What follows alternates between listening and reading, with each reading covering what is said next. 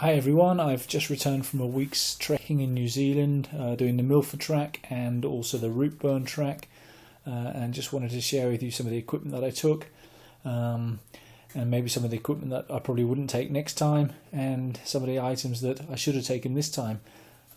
So quick run through. First in my pack, I took a 55 litre, this is a Mountain Hardware pack. Didn't take the cat who's just come into view.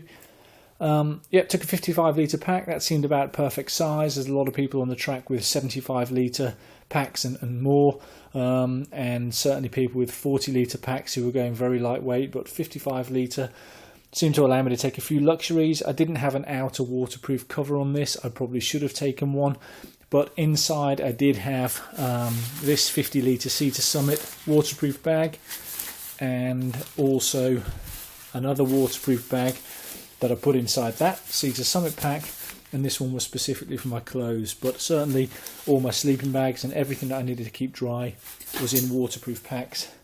I took a down sleeping bag. This is a Routeburn. It's about 1.2 kilos, good for about 0 or -5, probably overkill for the Milford, at least in December. Certainly never got cold. I think you could probably get away with a lighter, maybe a 0 to 5 bag. There's a lot of people in the huts, so certainly this time of the year it didn't seem to get too cold, so that was okay. One of the other luxury items that I took, now this looks pretty big, it's actually a memory foam pillow from IKEA, so about $30 over here in Sydney. Rolls up, it's about 3/4 of a kilo in weight. I figured it was my one luxury item for 6 nights in the bunk. I wanted to get a decent night's sleep, so I took a pillow, but obviously a bit of overkill. I didn't see anybody else on the track, certainly with a memory foam pillow. Clothes, now obviously this isn't all of the clothes that I took, but this was certainly probably my number one most useful item. This is an icebreaker, long-sleeved hoodie, going about I think a 200 or 260 weight merino top. Absolutely perfect for all the conditions, whether it be wet, dry, hot, cold. Seemed to do the job really well. So it's a highly recommended merino top. Cooking, now you get stoves in the huts, so you can cook nighttime and morning. And I took one of these Primus stoves, a bit like a jet boil, just so I could make tea and coffee during the trail, cook some noodles up. So absolutely would take this again next time. It's only a few hundred grams, but definitely worth it, especially when it gets colder. Up on some of the top of the mountains, you want to put a cup of tea together or boil some water up very quickly. Also took a titanium cup, lightweight, and as you're walking along you can just scoop water out of the streams. It's very clean. I could probably carried about half a litre of water in a water bottle as well, but certainly no need for camel packs or platypuses or any of those kind of things that are carrying 2 to 3 litres of water. There's water all along the whole of the Milford supply, and it's all drinkable without needing any treatment. I took a small HD video camera. That's a waterproof camera case. Take a few of these plastic Ziploc bags, so you can put, for example, in here either tickets for the Routeburn and the Milford, and all those bits and pieces. Food. Okay, let's see what we've got here. This is a typical kind of day pack that I had for food for one day. So we've got a few snacks, some noodles for lunch. These were great, actually. These are Robert Tim's coffee bags, like tea bags except for coffee, but really good. Save messing around with instant coffee or fresh coffee. Just drop one of these bags in. Some chocolate, and I was trying this out, this Outdoor Gourmet Company dried food. It was pretty good. Probably no better or worse than all of the other ones. They're slightly pricey.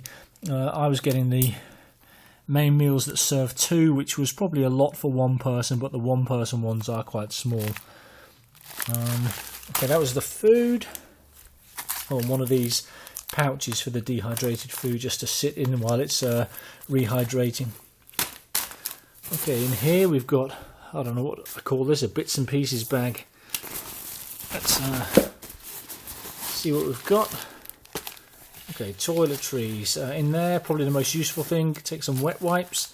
There's no showers on the trip, and you can jump in the rivers. I went for a swim once. It's very cold. It's melt water from the snow, but certainly wet wipes are a good idea. And also one of these, a mosquito net for the sandflies that you just stick over your head.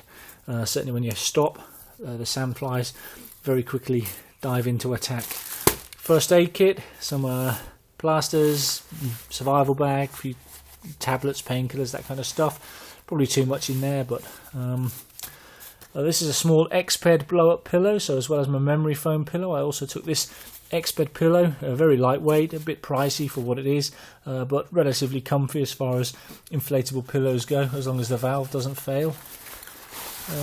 What else? Head torch, absolutely take a head torch. I've also got a SteriPen in here to treat the water, but I don't think it's necessary. The water seems to be fine to drink untreated. Petzl head torch, you absolutely need something like that. And this stuff, so rear door, goodbye sandfly, or something to keep the sandflies away is definitely important. Now in here somewhere, I can't find them, but earplugs. You're sharing those huts with 40 other people that snore, make a lot of noise, there's a lot of coming and going at night, so you do need some earplugs, and spare laces as well if those laces break on your boots or your shoes. I wore boots, but I think I could do the Routeburn, or certainly the Milford, in a good pair of outdoor shoes. Waterproofs, I took a Go Light jacket, weighs about 300 grams, and a pair of waterproof trousers. I didn't take any gloves, didn't need them on the Milford. It got a little bit chilly over on the McKinnon Pass higher up, but probably more useful on the Routeburn where it's higher and colder. The only other thing that I think you might notice is missing is a towel. I didn't take a towel, but there's no showers, so didn't need that. And I didn't take trekking poles. Most people do run with trekking poles. I think I'd only used them a handful of times on some of the steeper descents on the Milford. I mean, certainly would be more useful on the Routeburn. It's a much more rocky path, and much steeper descents. So if I was going to take them, I'd be using them on the Routeburn. But I don't think I'd take them if I went back next time. Okay, that's it. That's a quick look at some of the equipment that I took on the Milford and Routeburn treks, and I'll be going back for the Kepler and a couple of the others soon. All right, thanks.